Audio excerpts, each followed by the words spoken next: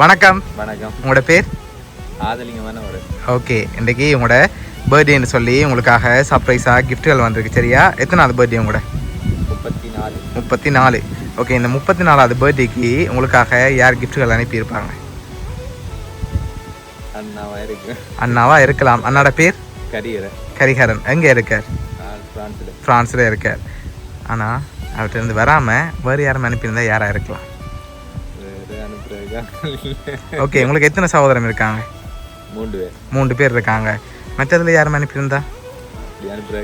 அப்படி அனுப்புறதுக்கு இல்லை. ஓகே, அவங்களோட பேர் எங்கெங்கே இருக்காங்க? அவங்க இங்கே தான் இருக்காங்க. அவங்களோட பேர்?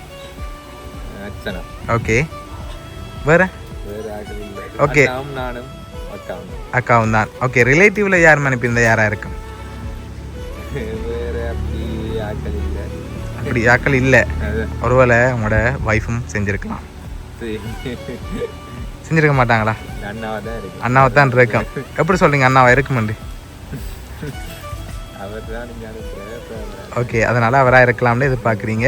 ஓகே, உங்களுக்காக வந்த கிஃப்ட்டுகளை பார்ப்போம். ஹாப்பி பர்த்டேன்னு சொல்லி உங்களுக்காக கேக் வந்திருக்குது. ஓகே, பர்த்டே கிஃப்டாக இன்னொரு ஸ்பெஷல் கிஃப்ட் வந்திருக்கு. சரியா?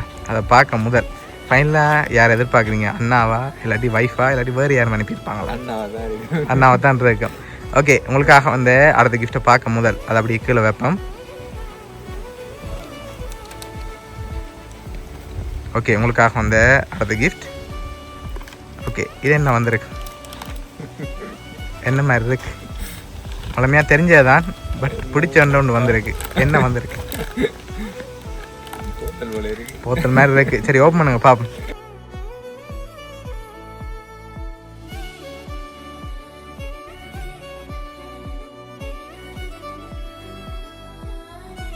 பர்த்டேக்கு இவ்வளவும் யார் அரேஞ்ச் பண்ணியிருக்காங்கண்டா உங்களோட அண்ணா கரண்.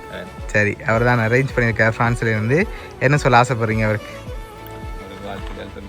ஓகே, உங்களோட பர்த்டே மறக்காமல் இவ்வளோ அரேஞ்ச் பண்ணியிருக்கார். அவ்வளோ லாங்கில் இருந்தாலும் உங்களோட பர்த்டேக்காக அவர் சார்பாக இவ்வளோ கிஃப்ட்டும் அனுப்பியிருக்கார். உங்களோட அண்ணா கரண் சார்பாகவும் வவுனியா சர்ப்ரைஸ் கிஃப்ட் சார்பாகவும் இனிய பிறந்த நாள் நல்வாழ்த்துக்கள். ஓகே.